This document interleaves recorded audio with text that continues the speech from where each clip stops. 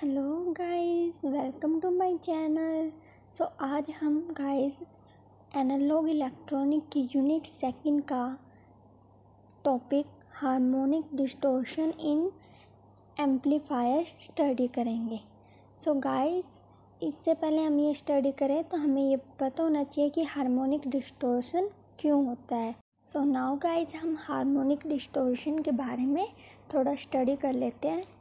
जैसे मैंने ये लिखा हुआ है, जो गाइस हमारे एम्पलीफायर होते हैं ना, वो नॉन लीनियर रीजन में वर्क करते हैं। इन्हें हम पावर एम्पलीफायर भी बोल देते हैं। तो वो नॉन लीनियर में क्या करते हैं, रीजन में वर्क करते हैं, जिसके कारण हार्मोनिक डिस्टॉर्शन होता है। आज हम इस हार्मोनिक डिस्टॉर्शन क्यों होते हैं उसके बारे में हम रीड करेंगे। नाउ गाइस, जैसे ये डायग्राम है, जो हमारा ये पावर एम्पलीफायर है जो नॉन लीनियर रीजन में वर्क कर रहा है। तो जो इसमें इनपुट होते हैं ना, वो प्योर साइनसॉइडल होती है हमारी। और जैसे ये नॉन लीनियर में हमारा रीजन में पावर एम्पलीफायर वर्क करता है, तो ऑब्वियसली हमारी जो आउटपुट होती है वो नॉन साइनसॉइडल मिलती है हमें। गाइस, जब हमें आउटपुट नॉन साइनसॉइडल मिलती है तो हम उस आउटपुट को फूरियर सीरीज द्वारा भी एक्सपेंड कर सकते हैं। इक्वेशन हमारी आती है I naught is equal to I naught plus I1 sine omega T plus I2 sine 2 omega t and up to so on. जो ये आई नोट होता है ना बच्चों, ये हमारा डीसी कंपोनेंट होता है, ओके। और जो I1 होता है ये हमारी पीक वैल्यू होती है फर्स्ट हार्मोनिक की, और जो I2 होता है ये पीक वैल्यू होती है सेकंड हार्मोनिक की। ऐसे ही so on guys. Now guys, जैसे इसमें लिखा है, we know that transistor is non linear device has a power amplifier handle large signal. हम जानते हैं जो ट्रांजिस्टर होते हैं या एम्पलीफायर होते हैं वो नॉन लीनियर डिवाइस होते हैं, ओके। जो पावर एम्पलीफायर है वो लार्ज सिग्नल के द्वारा उनको हैंडल किया जाता है। Hence there is always harmonic distortion. तो उनमें हमेशा एक हार्मोनिक डिस्टॉर्शन हो जाता है।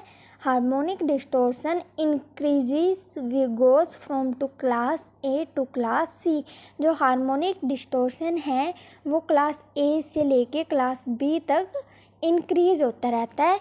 Even class A operation some distortion occurs because of non linearity. कुछ डिस्टॉर्शन क्लास ए ऑपरेशन में भी occur हुआ है because non linearity. The signal is destroyed in wave shape. The wave form of output signal can be expressed as. जो हमारी wave forms है वो बताई गई है, एक्सप्रेस किया गया है। आई नोट इक्वल होता है capital I naught plus I1 sine omega T plus I2 sine 2 omega T plus up to so on. इसको इक्वेशन नंबर फर्स्ट का नाम दे दो। जैसे कि मैंने बताया था गाइज आपको, where I naught is DC component and I1 is a peak value of first harmonic and I2 is peak value of second harmonic and so on. जो I1 है वह पीक वैल्यू है फर्स्ट हार्मोनिक की और I2 peak value है second harmonic की and so on. Now let us calculate the output power due to harmonic components of distorted signal।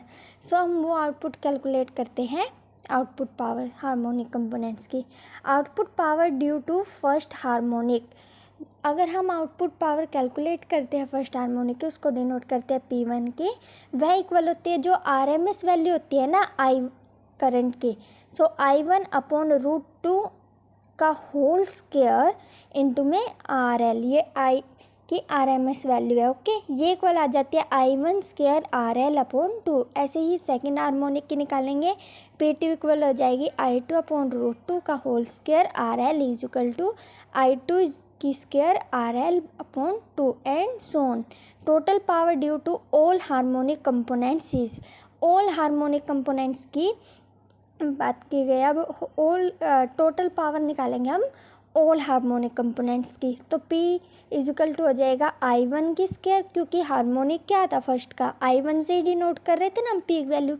So I1 की square plus I2 की square plus and bracket close के बाहर में up to so on bracket के बाहर में RL/2।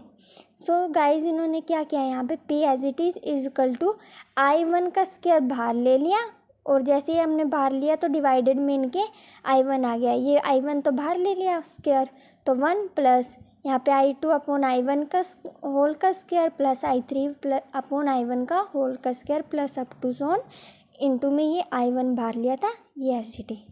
सो P equal हो गया 1 plus D² 2 plus D² 3 plus ये हमारी इक्वेशन नंबर दीज जो P1 की वैल्यू थी वो इक्वल थी I² RL/2। सो यहाँ पे P1 लिख दिया फर्स्ट हार्मोनिक की, where D2 equal second harmonic distortion.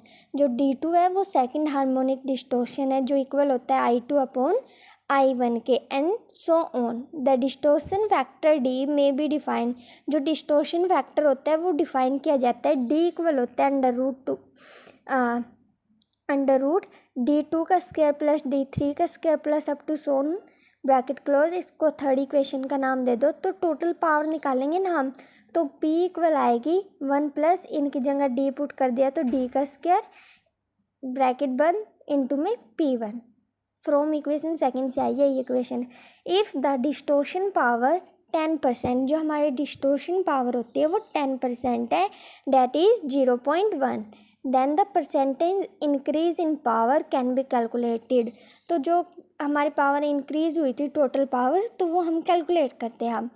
तो P इक्वल होता है 1 प्लस और जो D की वैल्यू थी वो कितनी थी 0.1। सो 0.1 का स्क्वायर ब्रैकेट बंद इनटू में P1 था, इक्वल टू अगर ये करते हैं हम सोल्व तो ये आता है हमारा 1.01 इनटू में P1। सो जो परसेंटेज है इंक्रीजिंग की पावर की उसका फॉर्मूला होता है ये 1.01 P1 माइनस P1 अपॉन में P1 इनटू में 100। तो ये हमारी आ जाती है 1%, यानी कि 1.0%। जो हमारा हार्मोनिक डिस्टोर्शन है वो कितना होता है 1.0%। अगर गाइज आपको मेरी वीडियो अच्छी लगी है तो प्लीज़ लाइक एंड शेयर करें एंड सब्सक्राइब करें। Thank you.